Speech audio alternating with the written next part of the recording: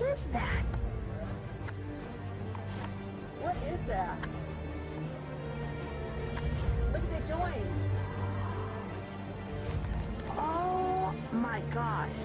Disclosure is very close, and the American people need to prepare themselves very soon for an announcement from our government that there is, in fact, an extraterrestrial presence engaging this planet and the human race.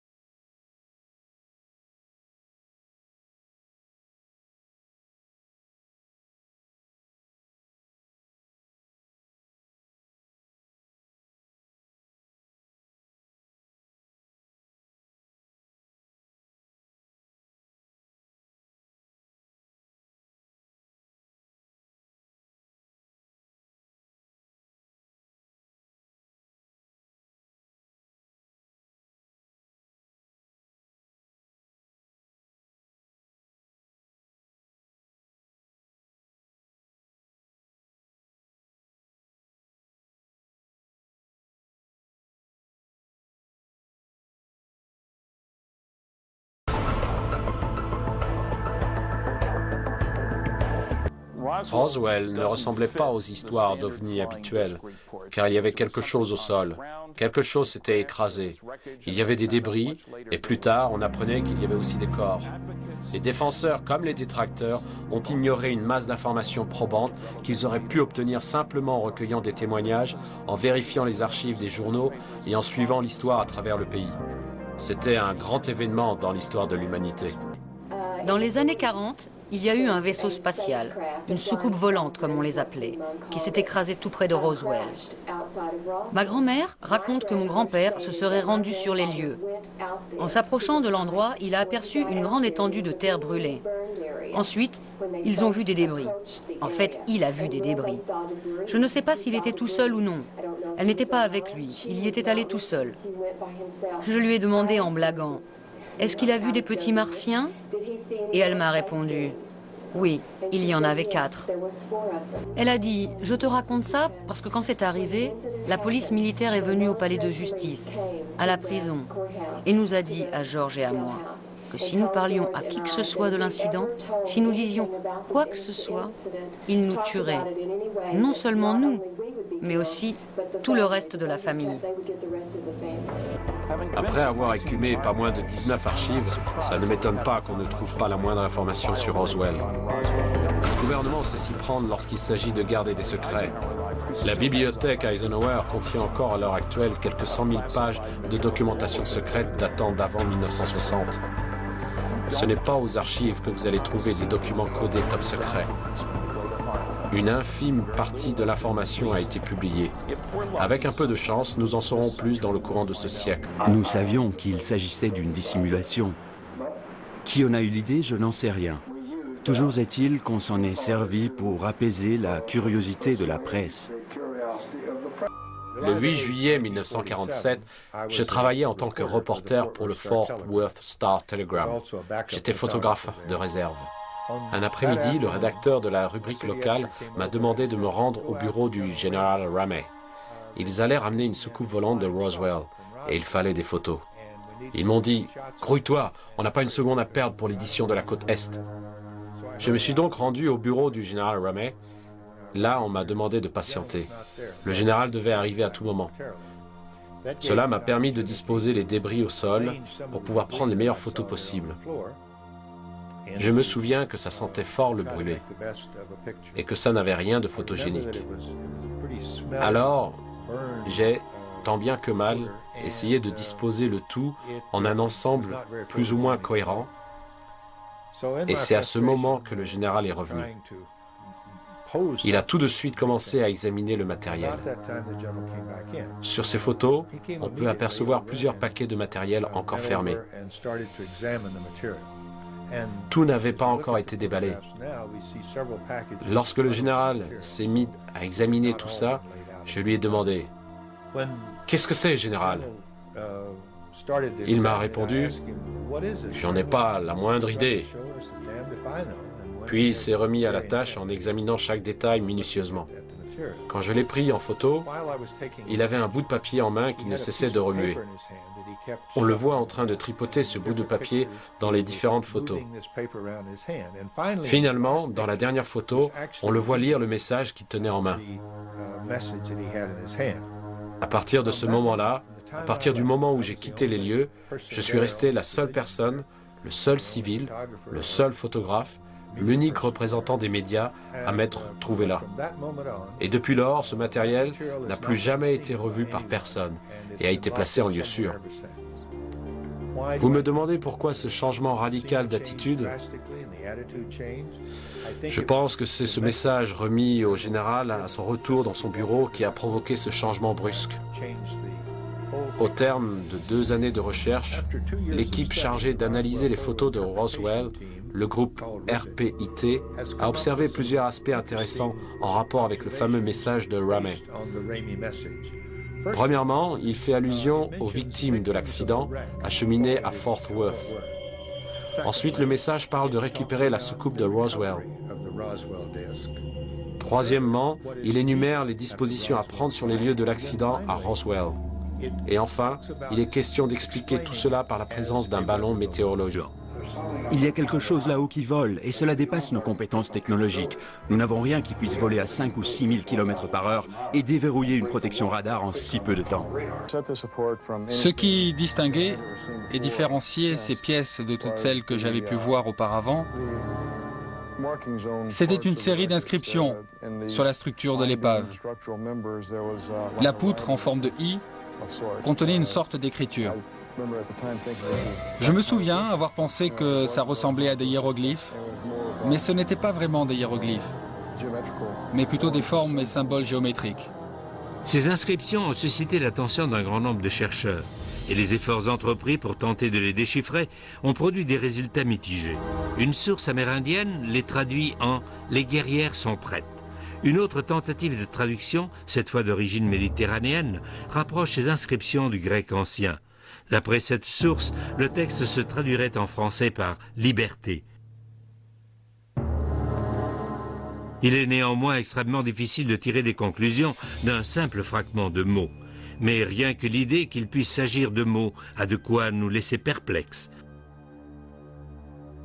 Pourquoi et comment une culture extraterrestre se servirait-elle de lettres grecques dans la construction de ces vaisseaux spatiaux? Existerait-il réellement un langage universel? Grand-père a dit qu'ils avaient de grosses têtes et que les tenues qu'ils portaient étaient... C'est difficile à expliquer. C'était comme de la soie ou quelque chose comme ça. Je lui ai demandé si les petits êtres étaient vivants ou morts. Et elle m'a répondu, je crois que l'un d'eux était encore en vie. Nous avons rencontré un chercheur russe qui travaillait pour un certain Sergueï Korolev, le père de la recherche russe sur les fusées. Et Korolev aurait confié à ce docteur les détails d'une rencontre avec Joseph Staline vers la fin des années 40. Staline s'intéressait beaucoup aux ovnis, et plus particulièrement à Roswell. À cette époque, la fin des années 40, Roswell regorgeait d'espions russes en raison du grand nombre de programmes militaires secrets en cours. Roswell a naturellement éveillé leur curiosité. Staline a mis tous les scientifiques et ses espions sur le coup, et la conclusion à laquelle ils sont arrivés était que l'affaire Roswell était bien réelle, que quelque chose s'était bel et bien écrasé, et que ce n'était ni un ballon, ni rien d'autre d'origine terrestre. Ils ne savaient pas exactement d'où ça venait, mais ils savaient que ce n'était ni à nous, ni à eux, et qu'il s'agissait de quelque chose d'une importance monumentale qui méritait d'être étudié. Il ne fait pas le moindre doute que les scientifiques et autres intérêts soviétiques ont depuis un certain temps déjà affiché un intérêt marqué pour les soucoupes volantes. Nous ignorons ce qu'il y avait dans ces fameuses boîtes secrètes, tout comme nous ignorons ce que le gouvernement des États-Unis nous cache. Avec tout l'argent que l'on a dépensé sur les satellites espions et autres systèmes de surveillance, nous disposons probablement de beaucoup plus d'informations que les Russes, car on a tout fait pour éviter d'abattre ces ovnis. Les Russes, quant à eux, se seraient apparemment efforcés d'en abattre le plus possible afin de les analyser, ce qui, à mon avis, n'a pas dû plaire aux extraterrestres. Ils ont donc mis la main sur un tas d'informations. Et nous n'y aurons pas accès, de même que nous n'avons pas accès aux informations recueillies par notre propre pays. On dirait qu'il y a eu un accident d'avion. Je vois qu'il y a des débris dans les ambulances. Et c'est probablement là que les problèmes ont commencé pour moi, à ce moment précis. Hé, mais qu'est-ce que vous avez là? Écoutez, je veux juste savoir ce que vous gardez. Un seul mot à qui que ce soit était un homme mort, compris? Glenn avait reçu un avertissement on ne peut plus direct. S'il en parlait à qui que ce soit, s'il en parlait à ses amis, il aurait été éliminé. Mais la relation entre Glenn Dennis et l'affaire Roswell ne s'arrêtait pas là. Il en apprendrait bientôt beaucoup plus de sa petite amie, qui était infirmière à l'hôpital militaire. C'était une jeune sous-lieutenant, une femme profondément religieuse. Elle avait grandi au sein d'une famille catholique au sens strict du terme. Elle s'est dirigée vers une des salles d'examen de l'autre côté du hall. Elle allait chercher des fournitures. Et lorsqu'elle est entrée, il y avait 2 médecins dans la salle. Elle est ressortie et m'a dit « Reste là, on a besoin de toi ». Et ce qu'ils étaient en train d'examiner, elle m'a dit que c'était 3 corps étranges. Et elle m'a dit que 2 d'entre eux étaient fortement mutilés. Ensuite, elle a dit « Je dois retourner à la caserne ». Puis elle a ajouté « Je suis vraiment malade et je dois rentrer à la caserne ». C'était la toute dernière fois que je l'ai vue. J'ai appelé le lendemain, je voulais voir comment elle allait et comment elle se sentait, et ils m'ont répondu qu'elle avait été transférée. Qu'ils ignoraient où, mais qu'en tout cas, elle n'était plus à la base aérienne. Que voulez-vous dire par « elle n'est pas disponible » ? Mademoiselle, s'il vous plaît. La presse était aux aguets lorsque l'affaire Roswell a été rendue publique. C'était le scoop. L'armée de l'air a donné des instructions pour étouffer l'affaire. Le général Ramey a déclaré qu'il s'agissait d'un ballon météo. Il a donc fallu moins d'1 jour pour que l'histoire s'estompe complètement, du moins jusqu'au jour où je m'y suis remis, 30 ans plus tard.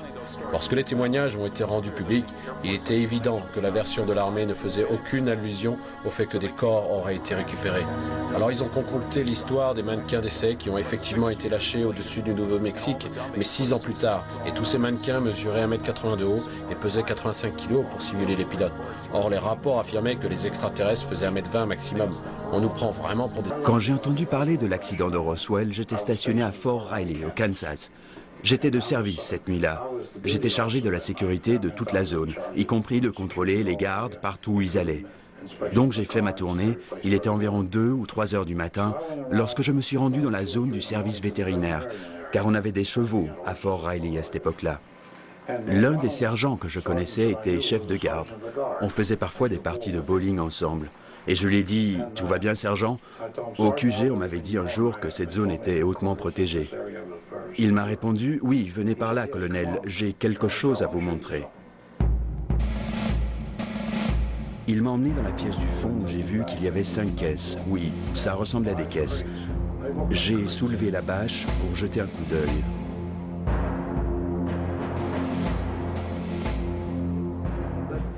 Dans une des caisses, il y avait ce corps, juste là. Il flottait dans une substance liquide. J'ai pu jeter un bon coup d'œil, mais ça n'a pas dû durer plus de 10 ou 15 secondes maximum. Au début, j'ai pensé que c'était un enfant parce qu'il ne faisait pas plus d'1,20 m. Et puis je me suis mis à penser, qu'est-ce que ça peut bien être? Le colonel aurait confié que ce qu'il avait vu lui donnait cette même sensation de mal au cœur qu'il ressentait en voyant des hommes morts au combat. Mais il a néanmoins pu décrire ce qu'il a vu. La poitrine était relativement étroite et la peau avait une teinte grisâtre.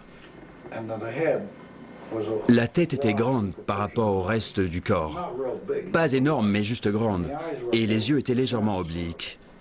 Et il y avait comme un demi-filament dessus. Voici donc un membre éminent des services de renseignement qui admet non seulement que l'armée détient des corps d'extraterrestres, mais qu'en plus il les a vus de ses propres yeux. Ce n'est toutefois que 14 ans plus tard qu'il se rendrait compte de la portée réelle de ce qu'il avait vu. Ces révélations les plus bouleversantes restaient pourtant à venir. J'avais à ma disposition les rapports de l'autopsie pratiquée dans le laboratoire que nous financions à Walter Reed. Et lorsque j'ai lu ce rapport, je me suis rendu compte qu'il coïncidait avec ce que j'avais vu à Fort Riley 14 ans auparavant. L'autopsie correspondait exactement à ce que j'avais vu. Il m'a dit, je suppose que s'il publie la nouvelle dans les journaux, je peux bien t'en parler. Cela faisait des années que je voulais te le dire. Il a ajouté, je veux que tu lises cet article, parce que c'est une histoire vraie. Et non seulement c'est une histoire vraie, mais c'est moi, le pilote qui a rapatrié l'OVNI accidenté jusqu'à la base de Dayton, dans l'Ohio.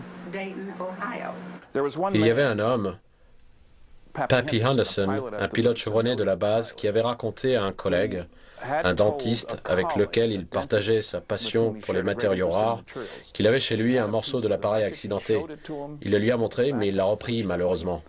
D'autres personnes qui connaissaient Pappy ont pu voir la pièce en question. S'il a pu tomber sur une pièce de ce genre, il est probable qu'il ne soit pas le seul, et c'est ce que nous cherchons aujourd'hui. Nous sommes arrivés à la conclusion que ces créatures, peu importe leur nature exacte, ont été conçues pour voyager dans l'espace. Et progressivement, grâce à toutes nos recherches, nous avons pu établir qu'elles constituaient une partie intégrante de la soucoupe, car la principale inconnue des soucoupes se trouve au niveau du système de guidage. Cette créature était en fait le système de guidage. Elle faisait partie du système. Ceci est censé être le panneau de contrôle du vaisseau extraterrestre. Ces échancrures en forme de mains extraterrestres peuvent-elles être le système de contact à travers lequel les créatures se reliaient au réacteur du vaisseau? Et avec énormément d'analyses et de vérifications à l'appui, je peux enfin affirmer être convaincu que le matériel, les débris que j'ai photographiés et les 6 photos que j'ai prises montraient les vrais débris. Autrement dit, les débris qu'ils ont ramenés de Roswell n'étaient pas les restes d'un ballon météo, mais bien les vrais débris. Qu'il existe un rapport direct entre les ovnis observés dans les jours précédant les événements de Roswell et l'accident de Roswell, cela ne fait aucun doute. Au cours des 3 jours précédant l'accident, il y a eu 88 apparitions d'ovnis dans 24 États. 10 millions d'Américains auraient vu des ovnis le 4 juillet 1947, le jour de l'accident de Roswell. Les nombreuses apparitions d'ovnis aux 4 coins du monde tiennent au fait que notre planète est visitée par des vaisseaux spatiaux contrôlés par une force extraterrestre hautement intelligente. Dans la plupart des cas, une explication peut être fournie, mais ce sont les cas inexpliqués qui comptent le plus. Et de cela, il y en a une multitude dans toutes les études scientifiques de grande envergure.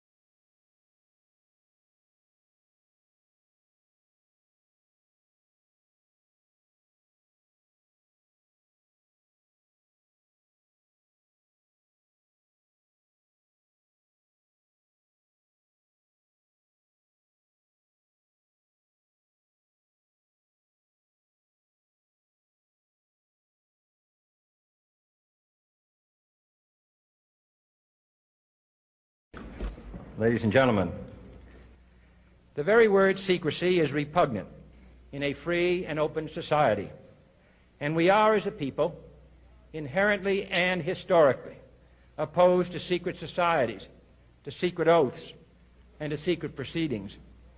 We decided long ago that the dangers of excessive and unwarranted concealment of pertinent facts far outweighed the dangers which are cited to justify it. Even today, there is little value in opposing the threat of a closed society by imitating its arbitrary restrictions.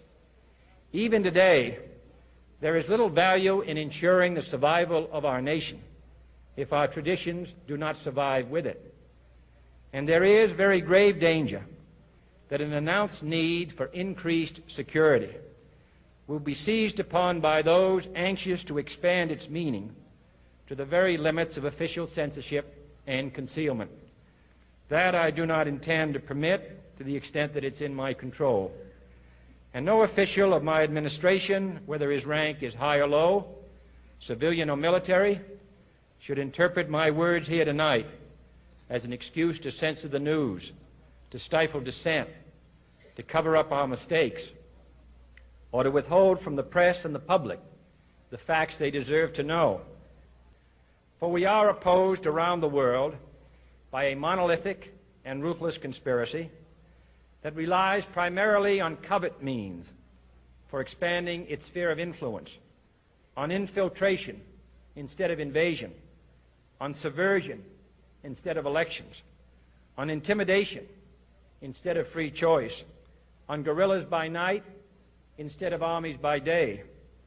It is a system which has conscripted vast human and material resources into the building of a tightly knit, highly efficient machine that combines military, diplomatic, intelligence, economic, scientific, and political operations. Its preparations are concealed, not published. Its mistakes are buried, not headlined. Its dissenters are silenced, not praised. No expenditure is questioned, no rumor is printed, no secret is revealed. No president should fear public scrutiny of his program, for from that scrutiny comes understanding, and from that understanding comes support or opposition, and both are necessary.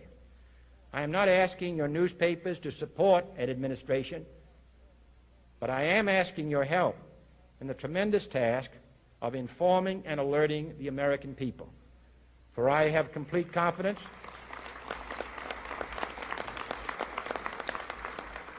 in the response and dedication of our citizens whenever they are fully informed. I not only could not stifle controversy among your readers, I welcome it. This administration intends to be candid about its errors. For as a wise man once said, an error doesn't become a mistake until you refuse to correct it.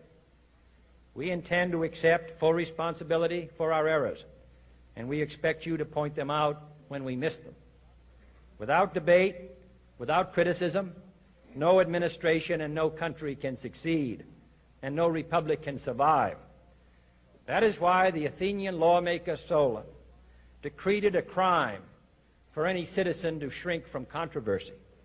And that is why our press was protected by the First Amendment, the only business in America specifically protected by the Constitution, not primarily to amuse and entertain, not to emphasize the trivial and the sentimental, not to simply give the public what it wants, but to inform, to arouse, to reflect, to state our dangers and our opportunities, to indicate our crises and our choices, to lead, mold, educate, and sometimes even anger public opinion. This means greater coverage and analysis of international news, for it is no longer far away and foreign, but close at hand and local. It means greater attention to improved understanding of the news, as well as improved transmission. And it means, finally, that government at all levels must meet its obligation to provide you with the fullest possible information outside the narrowest limits of national security. And so it is to the printing press, to the recorder of man's deeds, the keeper of his conscience, the courier of his news, that we look for strength and assistance, confident that with your help, man will be what he was born to be, free and independent.